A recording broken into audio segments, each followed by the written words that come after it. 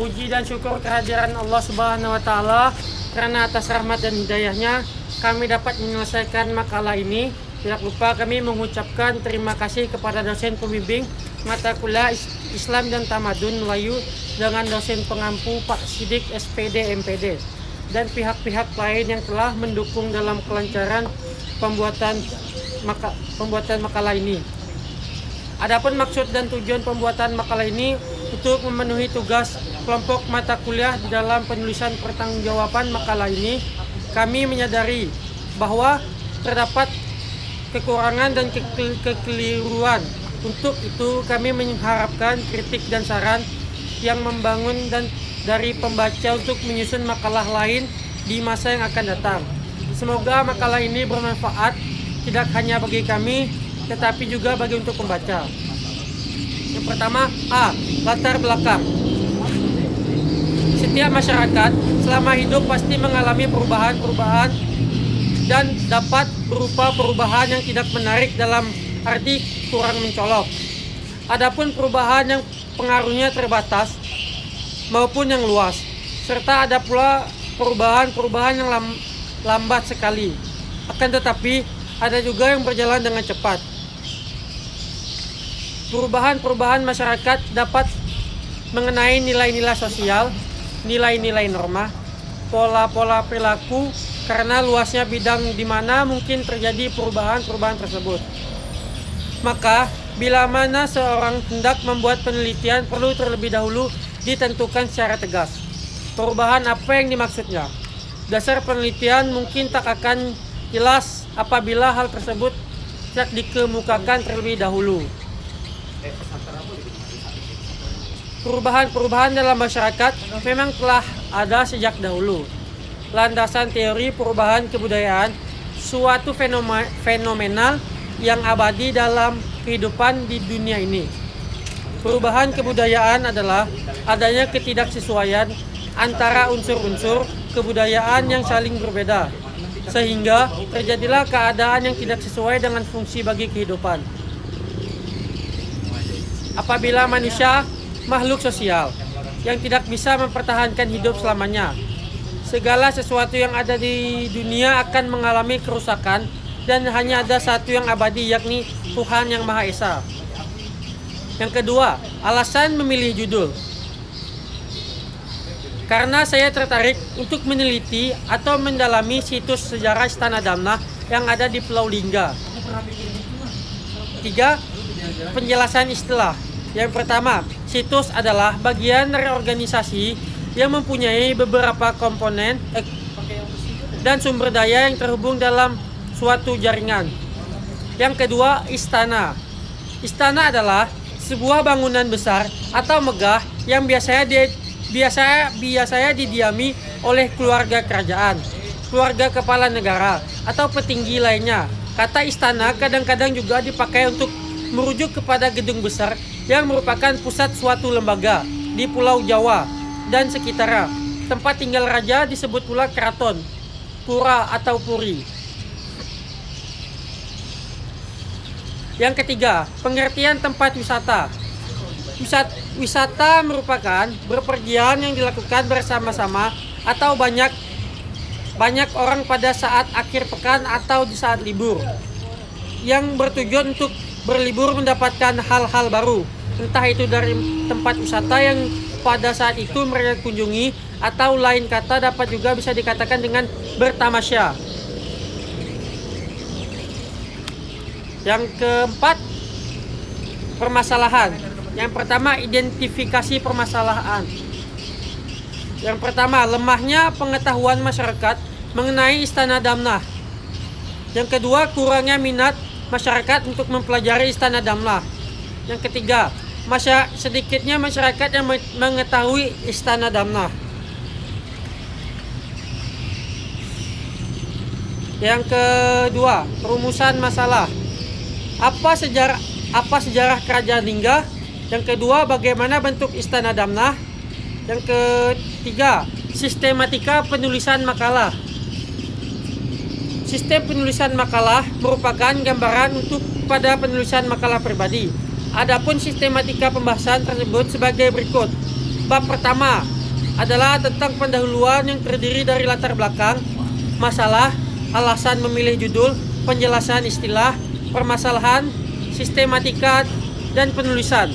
Yang bab kedua adalah tentang landasan teoritas yang mengkaji mengenai pendapat para ahli dan dilengkapi pula dengan kesimpulan penulis dari pendapat para ahli tersebut. Yang ketiga adalah tentang penyajian data dan pembahasan masalah yang terdiri dari penjelasan data dan pembahasan masalah. Bab keempat adalah tentang penutupan yang terdiri dari kesimpulan dan saran. Ketiga, balasan masalah.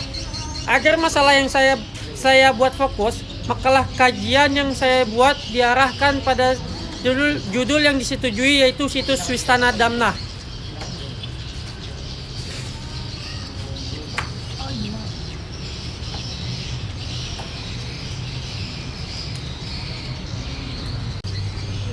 Selanjutnya penyajian data dan pembahasan. Yang pertama, sejarah kerajaan Lingga. Kesultanan Lingga merupakan kerajaan Melayu yang pernah berdiri di Lingga, lebih tepatnya di Kepulauan Riau, Indonesia. Lingga pada awalnya merupakan bagian dari Kesultanan Malaka dan kemudian Kesultanan Johor.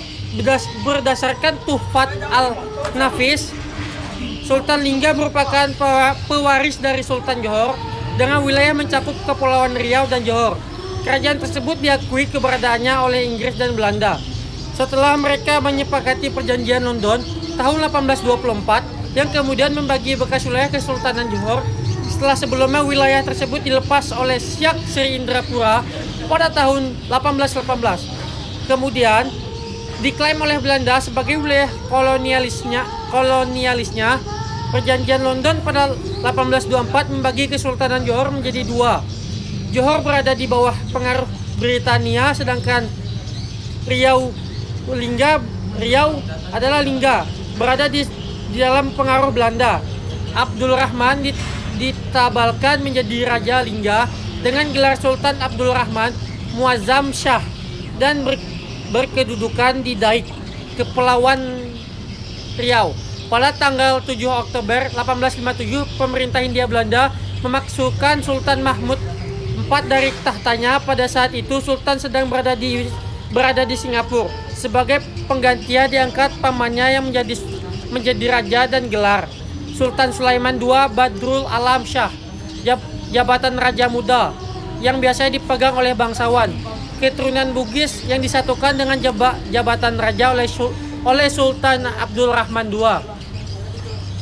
Muazzam Shah pada 1899 karena tidak ingin mendatangani kontrak yang membatasi kekuasaannya, Sultan Abdul Rahman II meninggalkan Pulau Penyengat dan hijrah ke Singapura. Pemerintah Hindia Belanda memakzulkan Sultan Abdul Rahman II in absentia 3 Februari 1911 dan resmi memerintah langsung pada tahun 1913. B. Bentuk Istana Damnah. Lingkungan situs bekas Istana Damnah sekarang berupa tanah peradangan dan sekunder tanah dari sisa-sisa bekas Istana Damnah. Masih dapat digambarkan bahwa kompleks Istana Damnah dahulu terdiri dari dua bangunan, yaitu bangunan istana dan balairung atau pendopo. Berdasarkan sisa-sisa pintunya, bangunan istana menghadap ke arah timur. Di sebelah timur bekas bangunan istana terletak bangunan balairung yang tertinggal berupa bagian tangga pintu, fondasi tiang, tungku dapur, dan permandian. Tangga pintu di bagian muka sebanyak 2 buah di sisi utara dan selatan. Berbentuk sama, jarak antara kedua tangga pintu adalah 21 meter 50. Dengan pintu pada bagian teratas memiliki ketinggian 1 meter 60 dan lebar pintu 2 meter. Pada bagian bawah terdiri dari 5 trap tangga, sedangkan pada bagian atas terdiri dari 3 trap tangga. Antara trap bagian bawah dan bagian atas terdapat bagian dari yang datar. Lantai pada anak tangga terbuat dari tegel bata atau terakota yang berukuran 3x35 x 35. Fondasi tiang masih tersisa banyak susunan bata. Perlepas bangunan balairung yang tertinggal sekarang hanya bagian fondasi yang berukuran 23 80 kali 20 meter. Bekas tangga pintunya berada di sisi utara, timur, selatan, dan barat. Bagian tengah lantai sudah tertutup oleh tanah sehingga tidak diketahui dengan pasti bahan yang dipakai untuk lantai bagian fondasi terbuat dari bata berlepa dengan ketinggian 75 cm dari permukaan tanah sekarang. Mungkin cuma ini yang dapat saya sampaikan. Lebih dan kurang saya mohon maaf. Wabillahi taufiq wal hidayah. Wassalamualaikum warahmatullahi wabarakatuh.